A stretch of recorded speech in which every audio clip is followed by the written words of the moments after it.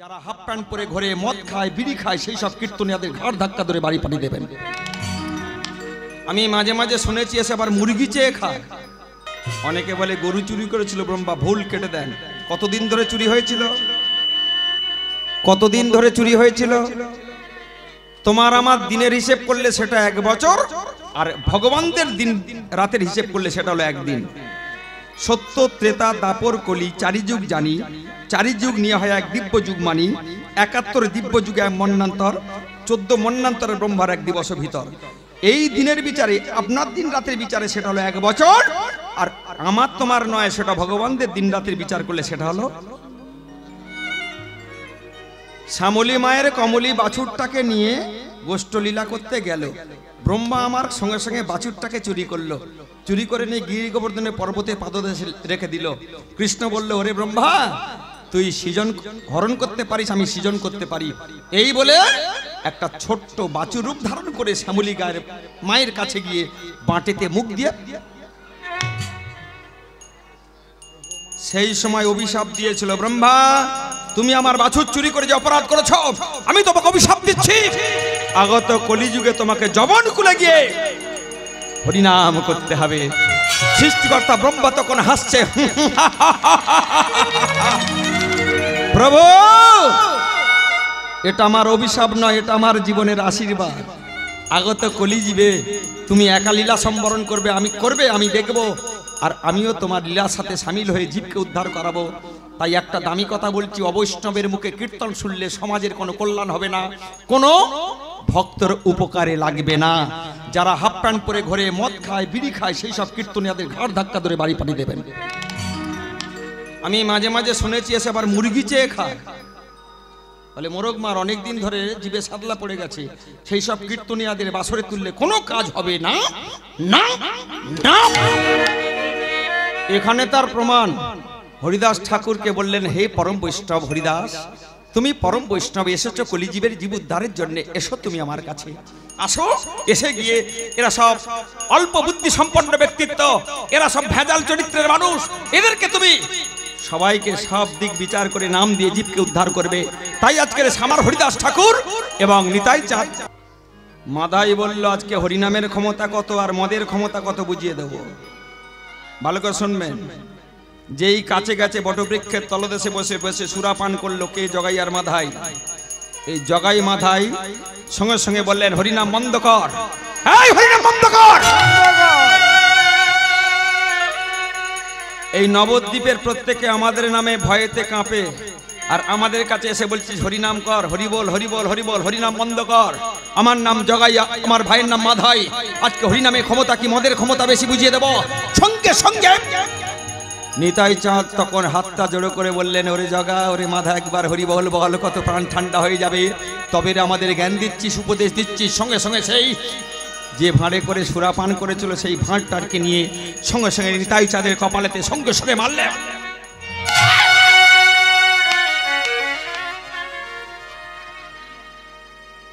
বাবারা বলবেন না, যদি মারিস কলসির কানা তা বলেতে প্রেম দেব না। এ কথাটা সবাই জানি।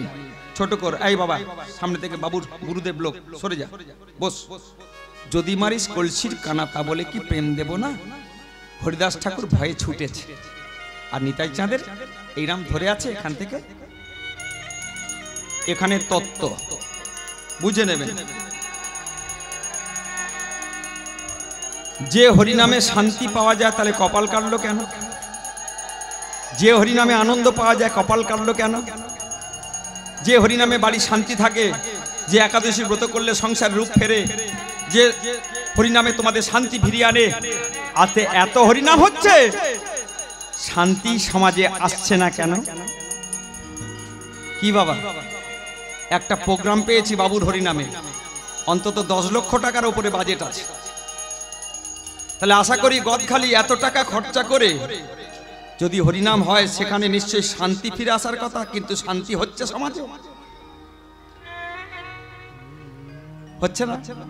তাহলে আমাদের ভুল হচ্ছে। নিতাই চাঁদের বদনেতে হরিনাম ছিল, তাহলে নিতাই চাঁদের কপালটা কাটলো কেন? কেউ যদি হরিনাম শুনতে আসার পথে হোঁচট খেয়ে পড়ে মরে যায়, সে হরিনাম শুনতে আসবে? কেউ যদি হরিনাম শুনতে আসার পথে মাঠের মধ্যে দিয়ে আস্তে আস্তে চন্দ্রে পোড়া কামড়ে তাকে মেরে ফেলে, কেউ আর হরিনাম শুনতে আসবে? কেউ যদি তীর্থে গিয়ে তার চরিত্র সংশোধন না হয় তাহলে তীর্থে যাওয়ার দরকার আছে? কেউ যদি একাদশী ব্রত করে তার সৎসঙ্গ না হয়, কেউ নামভট্ট লিখিয়ে সে যদি তার চরিত্র সংশোধন না হয় তাহলে নামভট্টে নাম লিখে কোনো দরকার আছে? তাহলে প্রথমে আমার প্রশ্ন, এমন একটা ক্যারেক্টার গঠন করুন যেটা ভগবানের মা এবং বাবা হতে পারবেন, যার কোনো ভেজাল থাকবে না। তাহলে নিতাই চাঁদের কি ভেজাল ছিল? হ্যাঁ ছিল। কোথায় ছিল? চলুন যাই, একদম ভুল করবেন, এরপর লীলা ধরবো। কোথায় ভেজাল ছিল? চলুন সত্যযুগে। সত্যযুগ কটা চলে গেছে বাবা? 28টা চলে গেছে। এরপরে যেটা আসবে তার নাম কি? 29তম সত্য। সেই সত্যে নারায়ণের রূপ কেমন হবে? এখন যেমন দেখছেন 29তম সত্যে নারায়ণের একই রূপ থাকবে। ক্যালেন্ডারে দেখেছি নারায়ণ সত্যযুগে অবতারে আজকের একটা সাপ সেবা দিচ্ছে। সাপটার নাম শেষদেব শঙ্কর্ষণ অনন্তদেব। সেই অনন্তদেব সেবা দিচ্ছে। কে শুয়ে আছে? নারায়ণ। কি দিয়ে সেবা দিচ্ছে? শরীর দিয়ে। তুমি কি দিয়ে সেবা দাও? তুলসী পাতা দিয়ে। এখানে একটা কথা বলি বাবা, ভক্তের চেয়ে অভক্ত বড় না ভক্ত বড়? অভক্ত বড়। অগাসুর বগাসুর মুচুকন্দ কালজবর হিরণ্যক দন্তবক্র শিশুপাল রাবণ রাজা ভক্তের চেয়ে বড়, কারণ ভক্ত তুলসী পাতা দিয়ে ভগবানকে পায়। আর যারা বৈরী ভাব নিয়ে অভক্ত, যারা ভগবানের সাথে যুদ্ধ করে হিংসা করে, হে ভগবান, এই জীবনটাকে কর্তন করে বরণডালা করে ভগবানের চরণে পাদর্ঘ দিয়ে তারা সেবা দেয়। তাহলে ভক্তের চেয়ে অভক্ত বড়। সেই জন্য কি বলছে ভালো করে শুনবেন, আজকের সেই জগাইয়ার মাথায় কপালটা ফাটাতে সত্যযুগে আজকে নারায়ণ অনন্ত দেবের উপরে শয়নে আছে। শয়নে থেকে থেকে এত সুন্দর সেবা পেল। পাওয়ার পরে নারায়ণ বলছেন, অনন্ত তুমি আমাকে যেভাবে সেবা করেছো আমি খুব শান্তি পেয়েছি বাবা। এক কাজ করো, আমি বাবা হয়ে তোমাকে আমি সন্তান রূপে আশীর্বাদ দেব, তুমি আশীর্বাদ চাও। তখন সেই সাপটা বলছে, প্রভু কি আর তোমাকে আমি বর চাইব? যে যুগে যে কুলে যাবে আমাকে তুমি সেই কুলে নিয়ে যে তোমার চরণ থেকে আমাকে সেবা করার বঞ্চিত করো না, এই আমার প্রার্থনা। নারায়ণ বললেন, তাহলে সত্যের পরে কি এলো? ত্রেতা। আসার কথা কি? দাপর। কিন্তু ত্রেতা কেন? ওটা সবাই জানি। তাহলে ত্রেতা যুগ আসলো। আসার পরে ত্রেতা যুগের ভগবানের নাম কি? রাম। রামের বাবার নাম কি? দশরথ। দশরথ আগের জন্মে কে ছিল? মনু। মনু স্ত্রী কে ছিল? শতরূপা। এই শতরূপার মনু ভগবানের কাছে কেঁদে বলেছিল, আমরা যেন তোমাকে পুত্ররূপে পাই। বললো, এ যুগে হবে না, পরবর্তী যুগে তুই রাজা দশরথ হবি এবং তোর স্ত্রী হবে 3টে, তার মধ্যে বড় রানী। এই শতরূপা দেহ পাল্টে কৌশল্যা হয়ে রাম রূপে ভগবানকে তারা পাবে। তাই মনু আর শতরূপা দেহ পাল্টে হলো ভগবান রামের বাবা মা। এই বাবা মা হয়ে যাওয়ার পরে দশরথ 3টে বিয়ে করলো। 3টে বিয়ে করলো আপনারা সবাই জানেন। প্রথম বিয়ে কৌশল্যা, দ্বিতীয় বিয়ে কৈকেয়ী, তৃতীয় বিয়ে সুমিত্রা। সুমিত্রার কাছে 2টো সন্তান হলো। তাদের নাম কি হলো? এই লক্ষণ সেবক আর আরেকটা ছেলে, তার নাম শত্রুঘ্ন। রামের মায়ের নাম ছিল কৌশল্যা আর ভরতের ছেলে ছিল শঙ্খ চক্র গদা পদ্মধারীর একমাত্র এই শঙ্খ, যেটা এই হলো ভরত। 4টে কলা বিশেষে ত্রেতা যুগে রাম লক্ষণ ভরত শত্রুঘ্ন এসেছে। শুনবেন হরিবল। আজকের সেই কৈকেয়ী একদিন রাজা দশরথকে উপকার করেছিল। দেখবেন মা, এই 3টে রানীর মধ্যে দেখতে ভালো কাকে ছিল? দেখতে কাকে ভালো ছিল? কৈকেয়ীকে। তাহলে যে ছেলের বউ ভালো সে দেখবেন চোখে চোখে রাখে, এটা বাস্তব কথা। চোখে চোখে চোখে চোখে একদিন যুদ্ধে যাচ্ছে কে? রাজা দশরথ। সেই সময় কৈকেয়ী বলছে, স্বামী আমি তোমার সঙ্গে যাব। বলে, তোমাকে কি নজর ছাড়া করতে পারি? চলো আমার সাথে। এই বলে যুদ্ধ করতে করতে করতে করতে হঠাৎ একদিন রাজা দশরথের বিপদ। কি বিপদ মা? যে রথে করে যুদ্ধ করছে সেই রথের চাকাটা খুলে বেরিয়ে যাচ্ছে। কাছে কিছু নেই, এই আঙুলটা দিয়ে সেই রাজা দশরথের রথের চাকাটা সঙ্গে সঙ্গে এই আঙুলটা দিয়ে কৈকেয়ী কি করলো? রথের চাকা আটকাবে না আঙুল থাকবে? 2-4 বার পাক মারার পরে যুদ্ধ থেমে গেল, কিন্তু কৈকেয়ীর হাতের এই আঙুলটা রাজা দশরথ জানতে পেরে বলছে, কৈকেয়ী তুমি আমার জন্য স্বার্থ ত্যাগ করেছ, তুমি আমার কাছে বর প্রার্থনা করো, চেয়ে নেবো স্বামী, অসুবিধা নাই। একটা বর। দ্বিতীয়বার কি? অনেকে বলে অসুখ টসুখ করেছে, ওই অসুখ টসুখ নয়, কি দ্বিতীয়বার যেখান থেকে বলছি এটার নাম হচ্ছে বশিষ্ঠ যোগ বাশিষ্ঠ রামায়ণ। কীর্তিবাসী রামায়ণেতে বলছে অসুখ করেছে, কিন্তু বশিষ্ঠ দেবের রামায়ণে বলছে এই আঙুলটা কেটে বরবাদ হয়ে গিয়েছিল আশীর্বাদ। আর পরের দিন যুদ্ধ করতে গিয়ে রাজা দশরথ মূর্ছা গিয়েছিল, মানে অজ্ঞান হয়ে গিয়েছিল। সেই অজ্ঞান থেকে আজকের কইকেয়ী বাবার কাছ থেকে যুদ্ধ শিখে সেই যুদ্ধ করে স্বামীকে বাঁচিয়েছিল দুটো আশীর্বাদ। মনে থাকবে মা? একটু শান্ত করুন, আস্তে আস্তে শুনে নেন। এই দুটো আশীর্বাদ চেয়ে রইল। আস্তে আস্তে রামচন্দ্র ভরত লক্ষণ পড়াশোনা করে বাড়ি এলো। রাজত্বে আসার পরে যখন বড় হলো, আস্তে আস্তে এবার দশরথ একদিন ঘোষণা করলেন রামকে রাজা করে দেবে, অভিষেক করবে। শুনলো কে? কুঁজের নাম কি? মন্থরা। মন্থরা শুনে কানে কামড়াচ্ছে। কার কানে কামড়াচ্ছে? কইকে।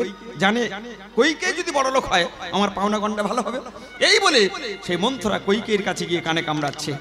কইকেয়ী, অত হাসি ভালো নয়, অত বয়সে অত দাঁত বের করবেন না, দাঁত পড়ে যাবে।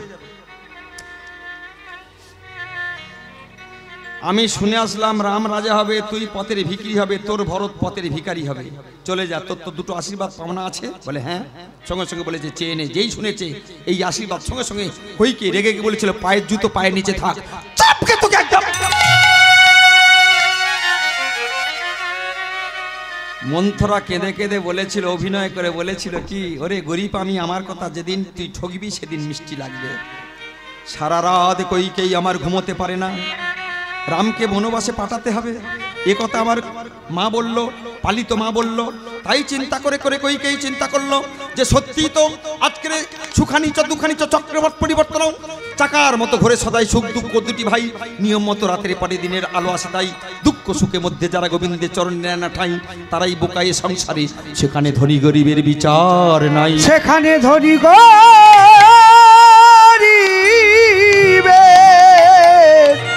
সেখানে ধনী গরিবের কোনো বিচার নাই। এই যে জীবনটা যদি চলে যায় মা বলতে পারবে এইরকম জীবন পাবো? এর চেয়ে হয় ভালো, নালে এর চেয়ে খারাপ, কিন্তু এই দিনটাই জীবন। জীবনে আর চাকার মতো ঘরে সদাই সুখ দুঃখ দুটি ভাই, নিয়ম মতো রাতের পরে দিনের আলো আসে, তাই দুঃখ সুখের মধ্যে যারা গোবিন্দের চরণে নেয় না ঠাঁই, তারাই বেকুব এ সংসারে, সেখানে ধনী গরিবের বিচার নাই। আসা যাওয়া, খাওয়া দাওয়া, লাঠি সোঁটা, দিন রাত এটা অনবরত চলছে, চলবে। সুযোগ একবার যখন এসেছে, সুযোগের হাত ছাড়া করব না, এই বলে কইকেয়ী কি গেল স্বামীর কাছে। স্বামী কইকেয়ী এসেছো, এসো। স্বর্ণ পালঙ্কে শুয়ে আছে রাজা দশরথ। সঙ্গে সঙ্গে হিমালয় পাহাড়ের মতো গিয়ে প্রতিজ্ঞাবদ্ধ হয়ে বলছে, আমি তোমার মেজরানী। হ্যাঁ। ভালোবাসো? হ্যাঁ। আশীর্বাদ দেবার কথা? হ্যাঁ। দুটো, সেও জানি। চাও তুমি? সঙ্গে সঙ্গে চাইছে কি, ওগোই আগে বলে রামচন্দ্র যাবে 14 বছর বনে, আর আগে বলে আমার ভরত ওগো বসবে সিংহাসনে। একেবারে রামচন্দ্র যাবে 14 বছর বনে, আর একবারে আমার ভরত বসবে সিংহাসনে। একেবারে রামচন্দ্র যাবে 14 বছর বনে, আর একেবারে আমার নিজের ভরত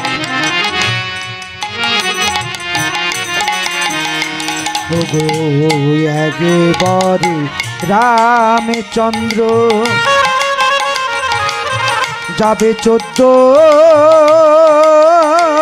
বছর বনে,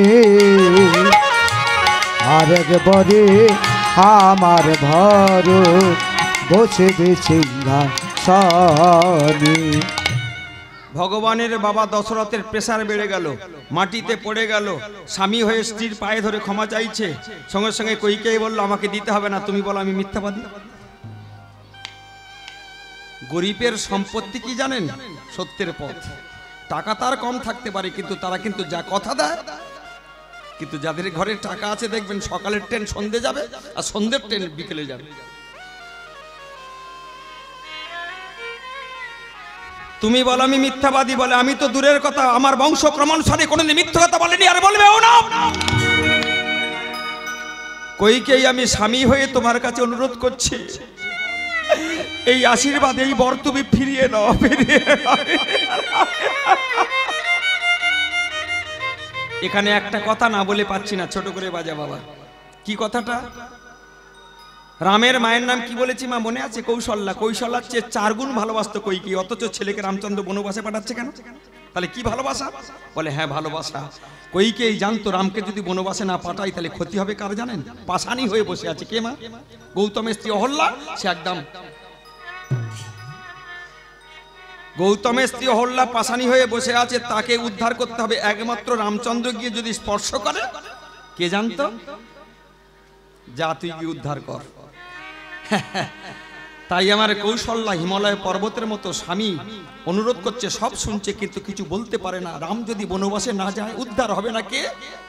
উদ্ধার হবে না গুহক চণ্ডাল, উদ্ধার হবে না। গুহক চণ্ডালের একটা বন্ধু ছিল, তার নাম মাধব পাটুনি, যে মাধব পাটুনি নৌকা করে এপার থেকে ওপারে গিয়েছিল। উদ্ধার হবে না মারিচ, উদ্ধার হবে না তারকা রাক্ষসী, উদ্ধার হবে না জটায়ুর 2টো ছেলে সম্পাতি এবং গরুরের 2টো ছেলে, তার নাম হরিবল, জটায়ু এবং সম্পাতি। উদ্ধার হবে না সবরই। ফল চেকে চেকে রামচন্দ্রের জন্য রেখে দিয়েছে, জাতপাতের ভেদাভেদে কোনো সাধু ঋষি তার কাছে ঘেঁচতে দেয় না। সবরই আমার বসে আছে। উদ্ধার হবে না রাবণ রাজা, উদ্ধার হবে না কে? কুম্ভকর্ণ, উদ্ধার হবে না আমার ওই যে বিভীষণ, উদ্ধার হবে না ইন্দ্রজিৎ। এটা জানতো কইকেয়ী, তাই আমার কইকেয়ী পাঠাচ্ছে। ওরে খোকা, আমার চেয়ে তোকে পৃথিবীতে কেউ ভালোবাসতে পারে না, আমি তোর মেজ মা, কিন্তু তোকে বনবাসে পাঠাতে হচ্ছে আমি যে নিরুপায় বাবা।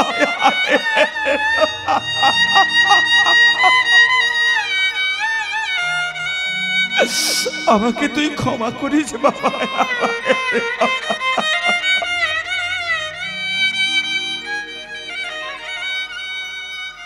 রামচন্দ্রের কাছে যখন পৌঁছেছে কথাটা, একটা কথা বলবো, ইয়ং ছেলে ওখানে বসে কজন গান শুনছো, তোমাদের বোঝানোর জন্য এখানে একটা কথা মনে পড়েছে, একটু বলে দিই। কথাটা খুব কান খুলে শোনো, সব কথা ভুলে যাবে, এই কথাটা ব্রজগোপালে মনে রাখবে। আমার কথা না, এটা হচ্ছে রামায়ণের কথা, কথাটা মনে রাখবে। কৃষ্ণ দাপর যুগে কজনকে বিয়ে করেছিল? 16,108 জনকে। রামচন্দ্র কজনকে বিয়ে করেছে? একজন। কৃষ্ণ দাপর যুগে কৃষ্ণের বাঁক কটা? এখানে, এখানে, এখানে। কোটি মানে কোমর, বক্ষ আর রামের বাঁক কটা? বলে একটাও দেখতে পাইনি, একদম সোজা। তাহলে রামের লীলা সোজা, কৃষ্ণের লীলা। ভগবান রাম তিনি বলেছিলেন আমার লীলা অনুকরণ করো, অনুসরণ করো, উপকার পাবে। কিন্তু কৃষ্ণ বলল দাপর যুগে আমি যে লীলা করেছি তোমরা অনুকরণ করো, দেখো, কিন্তু অনুসরণ করলে তোমরা কিন্তু মরবে। রামচন্দ্র অনুসরণ অনুকরণ করতে বললো, তোমাদের আমি তাই ব্রজগোপাল বলছে অনুকরণ অনুসরণ করলে তোমাদের সংসার চকচকে হবে। কে?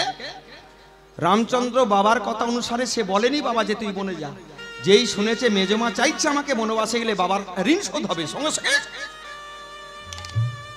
শাস্ত্র বলছে বাবা যদি ঋণ করে না, তুই যদি কানে শুনিস সেই ঋণটা ছেলেকে শোধ করা কর্তব্য, তা নাহলে তোর কিন্তু সংসার উন্নতি হবে না।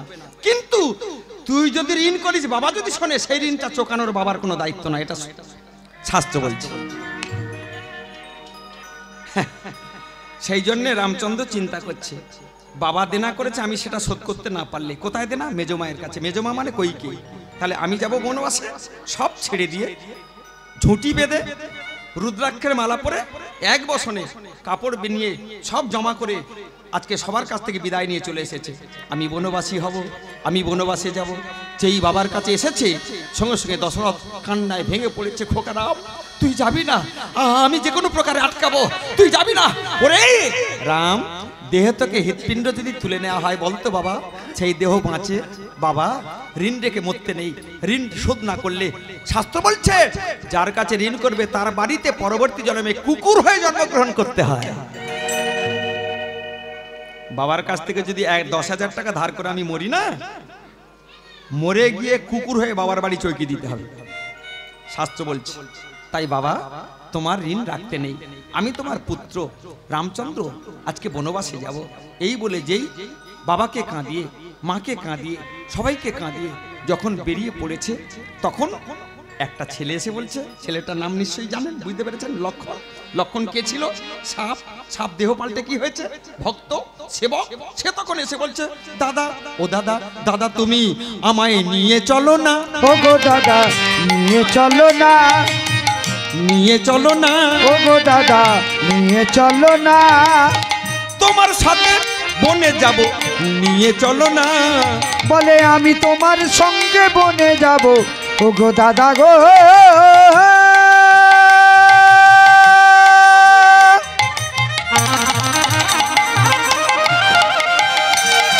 আমি তোমার সঙ্গে বনে যাব, তুমি আমায় নিয়ে চলো না।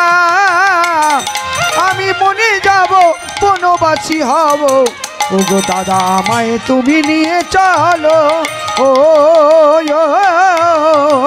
গো, ও গো দাদা গো, আমি তোমার সঙ্গে বনবাসে যাব, আমি বনবাসী হব, তোমার সেবা করব, আমায় তুমি নিয়ে চলো।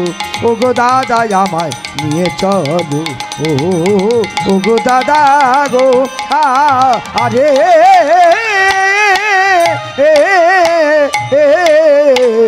নিয়ে চলো না, ও গো দাদা নিয়ে চলো না, তোমার চরণ থেকে বঞ্চিত করো না, নিয়ে চলো না, ও গো দাদা বনবাসী নিয়ে। এই বাচ্চাগুলো আস্তে আস্তে বাবা, আস্তে বাবা, শোনা বাবা, শোনা বাবা, আমার ছেলে নাতির মতো গো, কি সুন্দর বাবা, আস্তে আস্তে আস্তে। সঙ্গে সঙ্গে বলেছে, ওরে লক্ষণ শোন শোন, বনবাসটা তোর হয়নি, আমার হয়েছে। আমার বনবাসটা কার হয়েছে? রামের হয়েছে। তা তুই ছটফট করছিস কেন?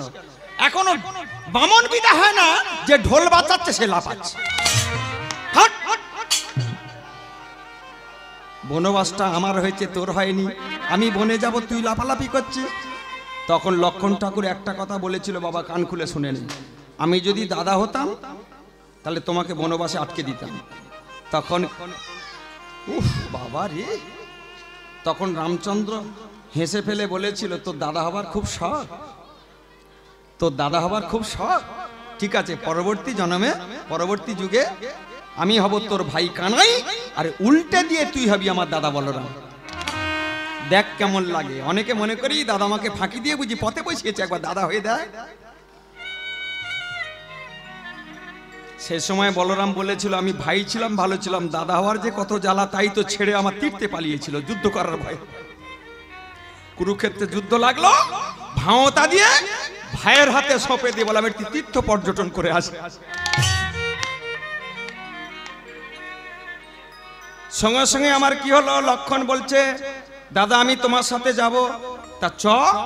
বলে কেন? বলে সেদিনের কথা ভুলে গেছো, তুমি কথা দিয়েছিলে তুমি যেখানে আমি সেখানে। এই বলে দুজন যাচ্ছে। এবার আর একটা মেয়ে ছেলে ছুটে ছুটে এসে বলছে, স্বামী ঠাকুরপো, বুঝতে বাকি আছে, মেয়েটার নাম কি? সীতা। সীতার বাবার নাম কি? রাজর্ষি শিরোদ্ধর জনক। এই জনক মাঠেতে হাল করে পেয়েছিল, চলুন কালকের হাল করি, সীতাকে যদি পাই। কোন লাঙল, কোন হাল, কোন জমি, জমিটা দেখে নাও, এই 3.5 হাতের মানব জমি। ব্রহ্মরন্ধ্রে মস্তকেতে শিগোলক ধাম, কর্ণদয় হয় বটে শিককুল নাম, রাধাকুণ্ডু শ্যামকুণ্ডু দ্বিনেত্রদয়, যমুনা কালিন্দী দুই নাসিকাতে বয়, মুখেতে মুতরাম করিয়াছে স্থিতি, মুখেতে রাধারান করণ বসতি, জিহ্বার ভেতর আছে গোবর্ধন কুঠুরি, কইলাম ধাম তত্ত্ব শূন্য কর্ণ ভরি, চূড়া মধ্যে চূড়ামণি ব্রহ্মপাশে স্থিতি, পাট মধ্যে মহাবিষ্ণু করণে বসতি, চক্ষু মধ্যে কালাচাঁদ করিতেছে ধ্যান, নাসিকাতে নিত্যানন্দ মধু করে পান, কর্ণেতে চৈতন্য গোসাই করে সাবধান, মুখেতে ভদ্রাক্ষ 32 যোগান, মুখের মধ্যে নারদমণি, বাজায় কন্দল, জিহবার নিচে নদী বয়ে, কায়ে গঙ্গা জল, আলজিবে সরস্বতী, বামেতে শ্রীরাম, কণ্ঠেতে শ্রী গোবিন্দে, বাহুতে বলরাম, হস্তমতে শ্রী কানাই, দান অধিপতি, সপ্তদ্বীপে শ্রী জগন্নাথ, করণে বসতি, নাভিদেশে ব্রহ্মাদি, করিতেছে লীলা, লিঙ্গতে শ্রী মহাদেব লই চন্দ্রকালা, গুজ্জদ্বারে বসে আছে নারু ও গোপাল, কামিনীর সঙ্গে কেলি বড় রসাল, হাঁটুর মধ্যে শক্তি স্থিতি বসুমতি পায়, 18 মোকাম তত্ত্ব দিয়ে দেহ তৈরি। এই দেহটা তুমি চেয়েছো বলে পেয়েছো, সুকৃতির ফলে। আজকের সেই দেহটাকে নিয়ে গাঁজা খাচ্ছ, মদ খাচ্ছ, বিড়ি খাচ্ছ, এটা সেটা আড্ডা মারছ অবহেলায়। তুমি বলতে পারো না কি রাধা কৃষ্ণ প্রাণময় যুগল কিশোর। ওগো রাধা কৃষ্ণ প্রাণময় যুগল কিশোর। রাধা কৃষ্ণ প্রাণময় যুগল কিশোর। ওগো রাধা কৃষ্ণ প্রাণময় যুগল কিশোর। রাধা কৃষ্ণ প্রাণময় যুগল কিশোর। জীবনে মরণে তুমি, জীবনে মরণে তুমি, আরে নাহি মো যুগল কিশোর। ওগো রাধা কৃষ্ণ প্রাণময় যুগল কিশোর। রাধা কৃষ্ণ প্রাণময় যুগল কিশোর। মায়েদের বলি মা, হাতে কাম মুখে নাম, কারোর সাথে আড্ডা মারার দরকার নেই, কারোর কোনো সমালোচনা করার দরকার নেই। অলস মস্তিষ্ক শয়তানের বোঝা, ঘাটেতে বসে বাসন মাজছ, তাতেই সঙ্গে সঙ্গে হরে কৃষ্ণ কৃষ্ণ কৃষ্ণ হরে হরে। মনে মনে বলো কাজ, মন্ত্রের দ্বারা বলো কাজ, চেঁচিয়ে চেঁচিয়ে বলো কাজ। সংকল্প 3 প্রকার, মানসিক, বাচিক, কায়িক। যেভাবে বলবে। আর তুমি যদি সবসময় ফ্রিতে থাকো, মানে সবসময় তোমার পর সমালোচনা, পরের চিন্তা, পরনিন্দা, কোনোদিন যে প্রমাণটা শুনছেন কাজ হবে না হরিনাম যতই শুনতে। তাই আমার সঙ্গে সঙ্গে সেই জনক হাল চষছে। কোথায় হাল চষছে? এই 3.5 হাতের মানব জমিতে ভক্তির লাঙল, বৈরাগ্যের ফাল। চোখের জলে যখন করশন করশন করশন, কে করছে? বদন করছে। শুনছে কে? এই যে বলছে কি, যমুনার তীরে কদম্বের বন, রতনবে তীরমূলে বসাব দুজন, নয়ন ভরিয়া শুধু, নয়ন ভরিয়া শুধু, কোটি দর্শন যুগল কিশোর। ওগো রাধা কৃষ্ণ প্রাণময় যুগল কিশোর। রাধা কৃষ্ণ প্রাণময় যুগল কিশোর। ওগো রাধা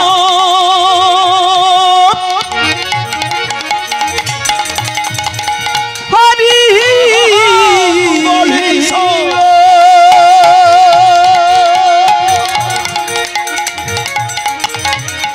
আস্তে আস্তে আস্তে আস্তে আস্তে মাতালে করলো কে?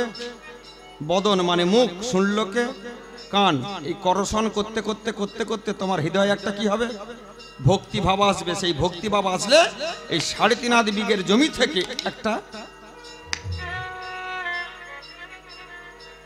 এটা হলো তত্ত্ব। আর সীতাকে পেয়েছিল ভূমিজা কন্যা পৃথিবী, পৃথিবীর মেয়ে, সেই আঁতরের ফালেতে উঠেছিল, তুমি দেখেছো। তাহলে সীতা হলো এসে কার সাথে বিয়ে দিয়েছিল? জনকের আর একটা ভাই ছিল, তার নাম কি ছিল? কুশধ্বজ। ভালো করে শুনবেন, এই কুশধ্বজের স্ত্রীর নাম কি ছিল? চন্দ্রভাগা। আর জনকের বউয়ের নাম, মানে রানীর নাম কি ছিল? সুনয়না। সুনয়না কাকে পেল? সীতাকে। আর ওই কুশধ্বজের চন্দ্রভাগার কাছে 3টে মেয়ে, মান্ডবী, উর্মিলা, সুতকীর্তি। নামগুলো মনে রাখবেন আস্তে। এই মান্ডবী, উর্মিলা, সুতকীর্তি, লক্ষ্মণ কাকে কাকে বিয়ে করেছিল? উর্মিলা, সুতকীর্তি, ভরত, আর মান্ডবীকে বিয়ে করেছিল শত্রুঘ্ন। তাহলে 3 জনের বিয়ে হলো। এইবার বাদ আছে রাম। রামের ভাগে চারজনে বউ হয়ে চলে আসলো। আসার পরে সেই জ্ঞানের জ্ঞানী হলো বাবাজার শিরোদ্ধর জনক। মিথিলার জ্ঞান নিয়ে বহু রাজা উপকার পেয়েছে। তার মেয়ে যদি সেই রাজবাড়িতে আসে তার জ্ঞান কেমন? যেই স্বামী চলেছে তখন সীতা এসে বলছে, স্বামী তুমি আমাকে আজকের রাজপ্রাসাদে রেখে গাছতলায় ঘুরবে, এ শিক্ষা আমার বাবা দেয়নি, তাই তোমার সাথে আমি যাব। ছি শীতে ছি, বিয়ের পরে তোমাকে কোনোদিন সুখ দিতে পারিনি, আজকে আমি বনবাসে যাব। মেজমা আমার বোন চেয়েছে বনবাস, তোমার তো চাইনি। লক্ষণ ঠাকুর এই যে বাঁদরটা জোর করে যাচ্ছে আমার সাথে, যাক বুঝবে পরে, সঙ্গে সঙ্গে এ যাচ্ছে যাক, কিন্তু তুমি নারী, তুমি যেও না। বনের মধ্যে কত বিপদ, কত শত্রু, কত রাক্ষস, তাতে তুমি সামলাতে পারবে না। বলেছিল কি আমি সামলে নেব, কি সঙ্গে একটা জিনিস আছে সেটা তোমাকে বলবো না। কি জিনিস মা? মায়েরা বাপের বাড়ি যাবেন যান, বন্ধুর বাড়ি যাবেন যান, আত্মীয় বাড়ি যাবেন যান, ছোট একটা গীতা নচেত গোপাল। কি নিয়েছে সীতা পরে শুনতে পাবেন। সেই সীতা চুরি করে সেই জিনিসটা নিয়ে আজকে স্বামীর সাথে কাঁদতে কাঁদতে বলছে আমিও যাব। সঙ্গে সঙ্গে যেই ওই একটা চৌকাঠ রাজত্বের পা দিয়েছে, কে যেন গেয়ে উঠেছে, ওগো রাজারও দুলালি,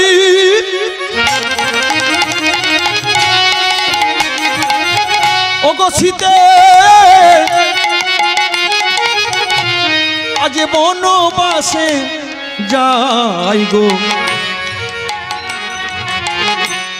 ওগো রাজা রদু লালি সীতে আজ বনবাসে যাই। ওগো রাজা রদু লালি সীতা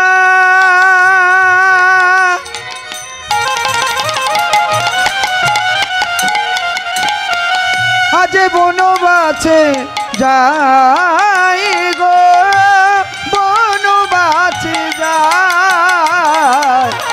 ওগো রাজা রদু লালি সীতা আজ বনবাসে যাই গো, বনবাসে যাই। রাজা রদু লালি সীতে আজ বনবাসে যাই গো, আজ ওগো রাজা রদু লালি সীতা আজ বনবাসে যাই গো, বনবাসে যায়। ওই না পশু পাখি সেদিন সবাই কাঁদে, আমার করে হায় হায়।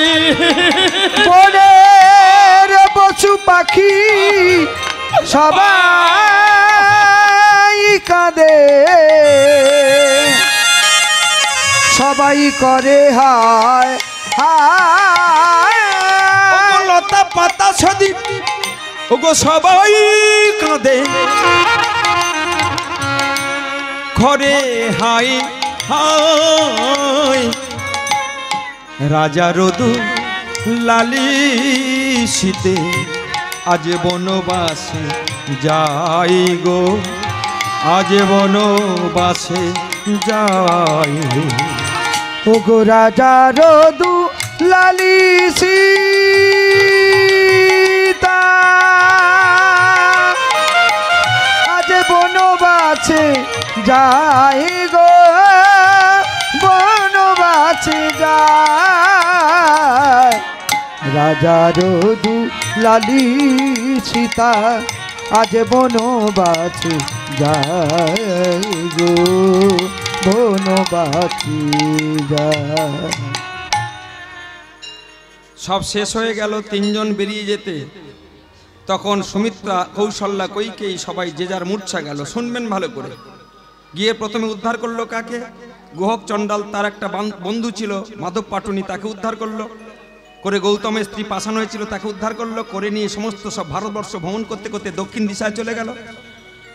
একটা কথা মায়েরা শুনুন, লিখে নেন, মায়েদের জন্য বলছি, ভগবানকে তিনটে ঠিকানায় পাবেন। কোথায়?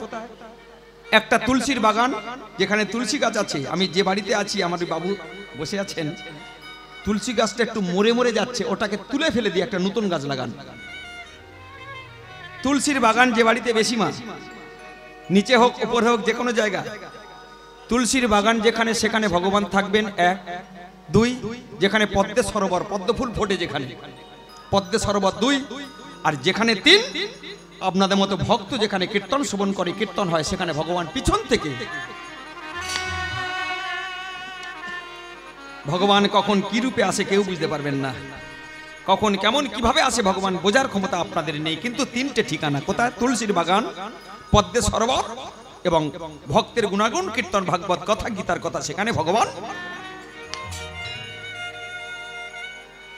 ঘুরতে ঘুরতে সীতা দেখতে পেয়েছে একটা পদ্মে সরোবর। রামচন্দ্র দেওরকে বলল, আমি এখানে দিন কতক থাকবো। বলে, দিন কতক কেন, 14টা বছর সময় কাটাতে হবে, তো এখানে থাকো। এই বলে সেখানে একটা পাতার কুঁড়ে ঘর নির্মাণ করলো। পাতার কুঁড়ে ঘর নির্মাণ করে সীতা যেদিন রাজত্ব থেকে বেরিয়েছিল, সঙ্গে একটা ছিল কি আমি বলেছিলাম, বলে দেব, সোনার একটা নারায়ণ। সেই সোনার নারায়ণকে সঙ্গে নিয়ে সেই পাতার কুঁড়ে ঘরে একটা বেদি করে তাকে সিঙ্গার করে দেয়। ও মায়েরা, শাস্ত্রে বলছে তুমি যদি ভগবানকে একটু সিঙ্গার মানে সাজিয়ে দাও, জীবনে তোমার সাজার অভাব হবে না। যদি তুমি নরনারায়ণ সেবার জন্য 1 টিন তেল দাও, 2 বস্তা আলু দাও, সবজি দাও, চাল দাও, ডাল দাও, নরনারায়ণ সেবার নিমিত্তে তুমি যদি কিচ্ছা দান করো, তোমার কোনোদিন খাবার কষ্ট হবে না। শাস্ত্র বলছে তুমি যদি ভগবান মন্দির নির্মাণের জন্য 10 বস্তা সিমেন্ট দাও, 2টো রডের তালা দাও, তোমার কোনোদিন মহলের থাকার অভাব হবে না। একটা ছাড়া 10টা, 10টা ছাড়া 20টা হবে। কেন? দিয়ে রাখলে তুমি পাবে, এ কথাটা মিথ্যা নয়। তুমি দাও, তুমি পাবে, পাবে। আমাকে 5-7 জন মিলে যে অর্থটা তারা ব্যয়ভার বহন করেছেন, আমার যতদূর ধারণা আছে, 26 বছর কীর্তন করছি, এই যে অর্থটা আপনারা দিয়েছেন 1 বছরের মধ্যে তার 4 গুণ হয়ে যদি না ফেরে, আমাকে ফোন করবেন, আপনার টাকা আমি ফেরত দিয়ে যাব। তবে দেওয়াটা কিন্তু এক মনে হওয়া চাই। দেবেন পিছন টান থাকবে, সে দেওয়াটা দেওয়া নয়। লক্ষ্য করবেন, ভালো করে শুনবেন। আজকে সীতা সেই বনের মধ্যে সোনার নারায়ণকে প্রতিষ্ঠা করে, মানে বেদি করে রেখে, প্রতিদিন তিনি একটা করে পদ্ম ফুল নিয়ে তুলসী পাতা চয়ন করে প্রত্যেকটা চোখের জলে কাঁদছে। আমার পূজার থালায় আছে আমার প্রভু ব্যথার শত দল। এই পূজার থালায় আছে আমার ব্যথার শত দল। এই পূজার থালায় আছে আমার ব্যথার শত দল। আমার পূজার থালায় আছে প্রভু ব্যথার শত দল। হে দেবতা তুমি রাখো সেথা, ওগো হে দেবতা তুমি রাখো সেথা। ওগো হে দেবতা তুমি রাখো সেথা। ওগো হে দেবতা রাখো সেথায়। প্রভু তোমার চরণ তল ব্যথার শত দল। এই পূজার থালায় আছে আমার ব্যথার শত দল। এই পূজার থালায় আছে আমার ব্যথার শত দল। ওই যে পঞ্চপ্রদীপে মা মা সবাইকে পায়ে যাচ্ছে আশীর্বাদ প্রভুর, ওই পঞ্চপ্রদীপটা ধরানোর জন্য কি লেগেছে মা? দেশলাইয়ের কাঠি। তাহলে দেশলাইয়ের কাঠি দেবো, খোল দেবো না, জ্বলবে? তাহলে কাঠি দেওয়া প্রয়োজন, খোল দেওয়া প্রয়োজন। খোল আর কাঠি দুটোই দেবো, সেটা পুকুরে ডুবিয়ে দেবো, ধরবে? এখন হরিনামে কাজ হয় না কেন জানেন? কীর্তনীয়রা হয়েছে দেশলাইয়ের কাঠি আর ভক্তরা হয়েছে দেশলাইয়ের খোল। এই কাঠি আর খোল সব জলে ডুবে। কোন জলে? নয়নের জলে নয়, সব। তাহলে আজকের বুঝতে পারবেন, ভালো করে শুনবেন। ওই পঞ্চপ্রদীপটা যে আগুনে জ্বলে, তোমার দেহটা সেই আগুনে জ্বলবে। তাই বলছে নিবেদনে কুসুম সহ লাহ হেনা তুমি আমায় লাহ। প্রভু গো নিবেদনে কুসুম সহ লহ হে না আমায় লহ।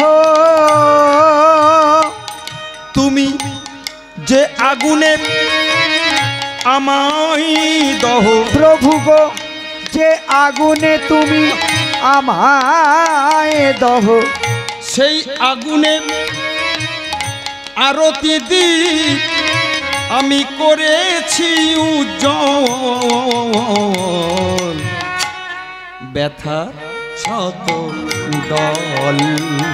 এই পূজার থালায় আছে আমার ব্যথার শত দল। এই পূজার থালায় আছে আমার ব্যথার শত দল। এই পূজার থালায় আছে আমার ব্যথার শত দল। ভালো করে শুনবেন মা, পঞ্চবটির বনে সীতা স্বামীর মঙ্গল এবং দেওরের মঙ্গলের জন্যে পূজা করছে। মায়েদের এখান থেকে একটা শিক্ষা আমি বলেছি, ত্রেতা যুগের ভগবান রামচন্দ্র জালিলা করেছে, অনুসরণ করলে সংসার চকচকে হবে। অনেক মায়েরা স্বামীরা রোজগারে যায়, মায়েরা চিন্তা করে কখন মাইনেটা আনবে, সেই মাইনেটা নিয়ে যে ফিরবে তার কোনো গ্যারান্টি আছে? তাহলে তোমাদেরকে গোড়া ধরে ভজন সাধন করতে হবে, ভগবানের কাছে জানাতে হবে আমার স্বামী যেমন গেছে তেমন রূপে ফিরে আসে যেন, তবে তো স্বামী নির্বিঘ্নে ফিরবে। আর তুমি যদি ঠ্যাঙের ওপর পা দিয়ে পানটা চিবাতে চিবাতে বলো স্বামী গেছে আর টাকা আনলি, সেই টাকা দিয়ে একটা এলসিডি টিভি কিনবো, তখন দেখবে সেই স্বামীর টাকাটা ছিনতাই হয়ে চলে গেছে, তোমার কাঁচকলার টিভি হলো না। তাহলে তুমি যদি গোড়া ধরে ভজন করো সীতা মায়ের কাছ থেকে শিখে, তাহলে দেখবে তোমার স্বামীর মঙ্গল, তোমার সংসারের মঙ্গল, তোমার ছেলের মঙ্গল। তদ্রূপ সীতা আমার পুজো করছে, আর এদিকে লক্ষণ ঠাকুর সামনে বসে একটা অস্ত্রে ধার দিচ্ছে। কেন? বনের মধ্যে কেউ যদি অ্যাটাক করে রক্ষা করতে হবে। বৌদিকে আমি সেবক, এক এক ডিপার্টমেন্টে এক একটা কাজ। আর রামচন্দ্র গেছে সামনে সরজী নদী, সেখানে স্নান করতে। স্নান টান করে নিয়ে সবে আন্নিক তান্নিক তপ অর্পণ করছে, সেই সময় এদিকে লঙ্কেশ রাবণের ওখানে একটা খবর গেছে। লঙ্কেশ রাবণ কানে শুনেছে বনের মধ্যে, আমাদের এখতিয়ারের মধ্যে, বনের মধ্যে দুটো সাধু অতীব সুন্দর দেখতে, কিন্তু তারা হিংস্র বটে, যুদ্ধ করে সবাইকে মারতে মারতে নাকি এখানে এসেছে। তারা কেমন ধরনের ক্ষমতা সম্পন্ন ব্যক্তিত্ব, যা বোন আমার দেখে আয়। রাবণের বোনের নাম কি মা? শূর্পণখা। যাদের সুন্দর নখ আছে, এরম শূর্পণখা বাস্তবে সমাজে অনেক দেখা যায়। মেয়ে ছোট, হাতের নখ দেখলে মনে হয় শূর্পণখা। মেয়ে ছোট 11-এ পড়ে, কিন্তু নখগুলো শূর্পণখাকে বলছে, ওরে বনি আমার, আমাদের এখতিয়ারের মধ্যে বনের মধ্যে এসেছে দুটো সন্ন্যাসী, সঙ্গে একটা তড়িৎ প্রতিমার মতো সুন্দরী নারী আছে, যা দেখায় তাদের গতি প্রকৃতি কি, তারা কেন এসেছে, কিবা তাদের নাম, কোত্থেকে এসেছে, কেন এসেছে, এখতিয়ারের মধ্যে প্রবেশ করেছে। তোর ওপর খবর করে, তোর ওপর নির্ভর করে তবে আমি যাব। আর আমি যখন যাব একদম দাদার কথায় শূর্পণখা দেখতে আসছে। এই শূর্পণখার আসতে মা, এই শূর্পণখার আগে একটা বিবাহ হয়েছিল। কার সাথে বিবাহ হয়েছিল নামটা মনে করবেন, বিদ্যুৎজীবা। এ যেমন সুন্দর নখ বার করে মানুষকে খুন করতে পারে, তার যে বিয়ে হয়েছিল বিদ্যুৎজীবা, রাক্ষসের ছেলে রাক্ষস, সে জীবটাকে বের করে মানুষের শরীরে স্পর্শ করলেই মানুষ একদম। কিছু মনে করো না মা, এখানে একটা কথা বলি, ইয়ং ছেলেরা শোনেনি। অনেক ছেলেরা খাটবে না খুঁটবে না, ওই মেয়েটাকে বিয়ে করলে শ্বশুরের জায়গা জমি পাবো, এই একটা লোভ থাকে।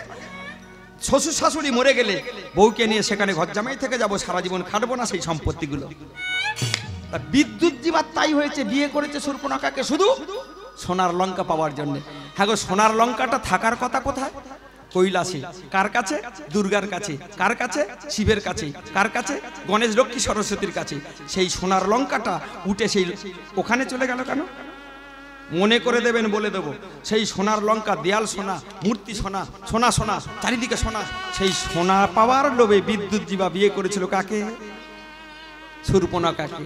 শূর্পণখাকে বিয়ে করার পরে যখন জানতে পারলো লঙ্কেশ রাবণ, তখন সেই শূর্পণখার মানে স্বামীকে এইরাম চুলের মুঠি ধরে একটা হিংস্র তরবারি নিয়ে সঙ্গে সঙ্গে সেই তরোয়ার নিয়ে বিদ্যুৎজীবাকে সঙ্গে সঙ্গে ঘাচাং ঘাচ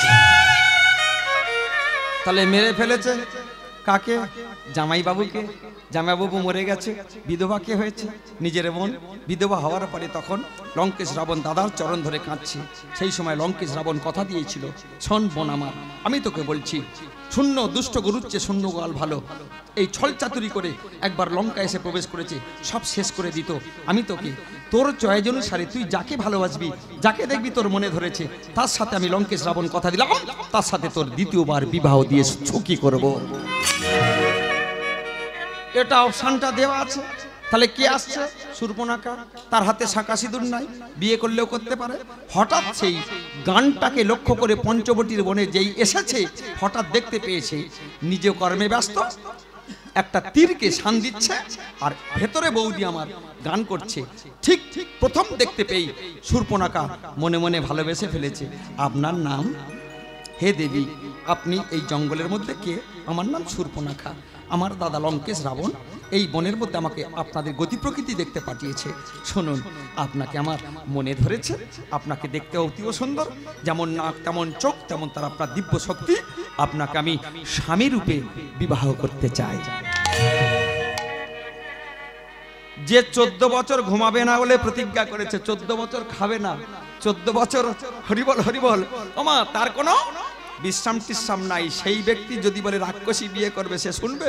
দূর হয়ে যা শয়তানি, দূর হয়ে যা, বিয়ে করতে চাই, দূর হয়ে যা, বিয়ে করতে চাই, দূর। দুবার বলে তিনবারের মতো এবারে ক্রোধ আর হিংসা কার মধ্যে? লক্ষণের মধ্যে। সঙ্গে সঙ্গে তীর ধনুক কাছে ছিল, তীর ধনুক নিয়ে সেই শূর্পণখার নাকটাকে চেপে ধরে বিচার চাই বিচার চাই ছুটেছে।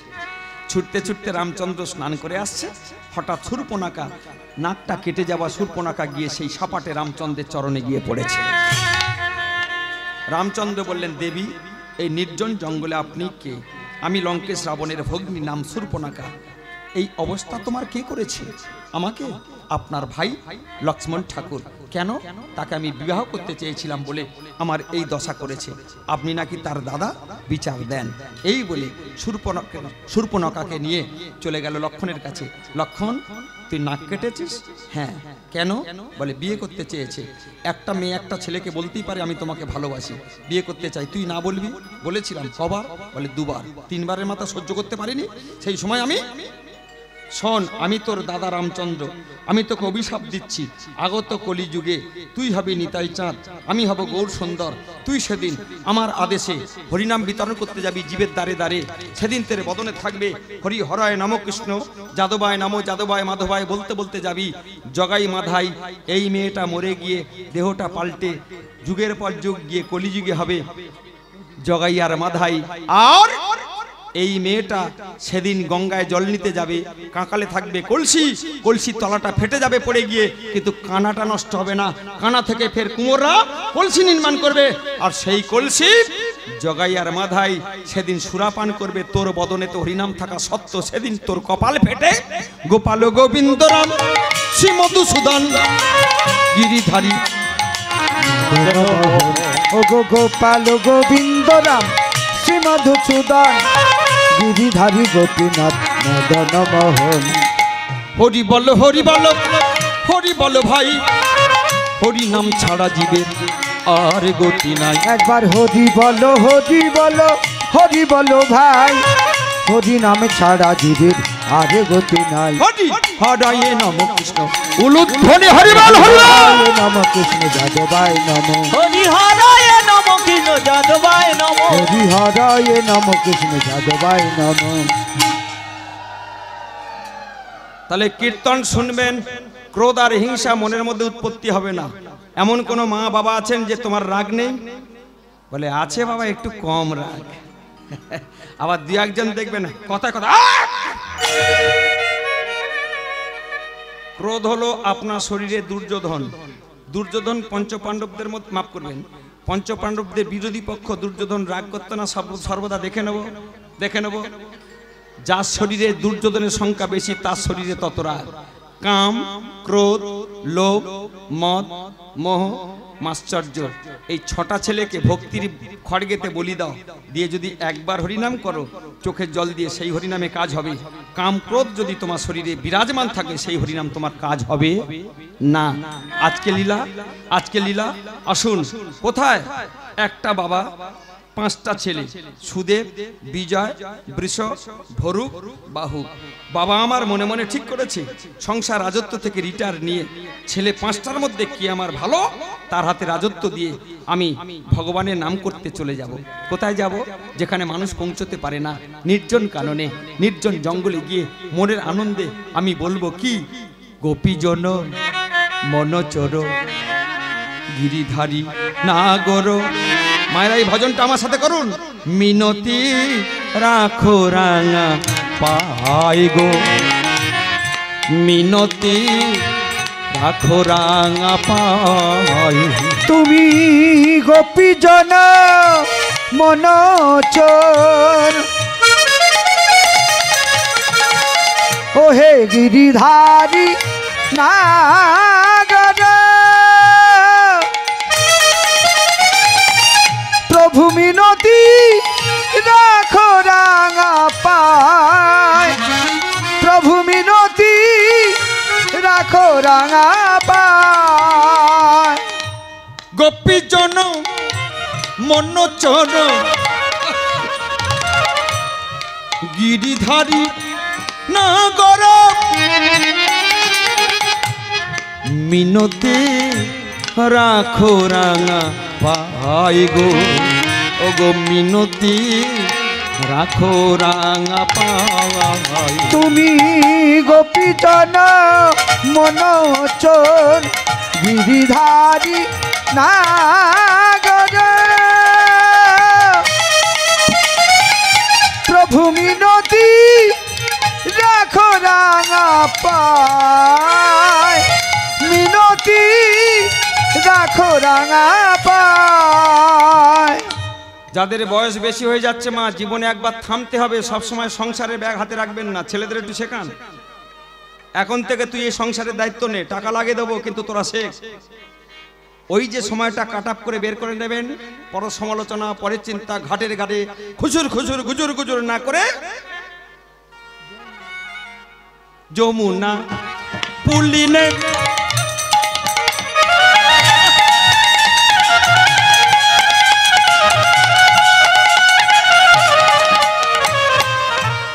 যমুনা পুলিনে বংশীবা যায়ত, ও গো যমুনা পুলিনে,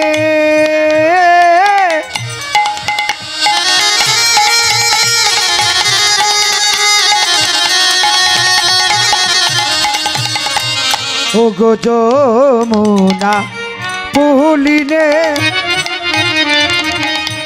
বংশী বাজাবত, বাঁশির সুরে যমুনায় জানি গো, ও গো বাঁশির সুরে যমুনায় জানি। তোমার বাঁশির সুরে যমুনায় যায়, বাঁশির সুরে যমুনায় যায়। গোপীজন মনচর গিরিধারী নাগর, ও গো মিনতি রাখো রাঙা পায়, প্রভু মিনতি রাখো রাঙা পায়।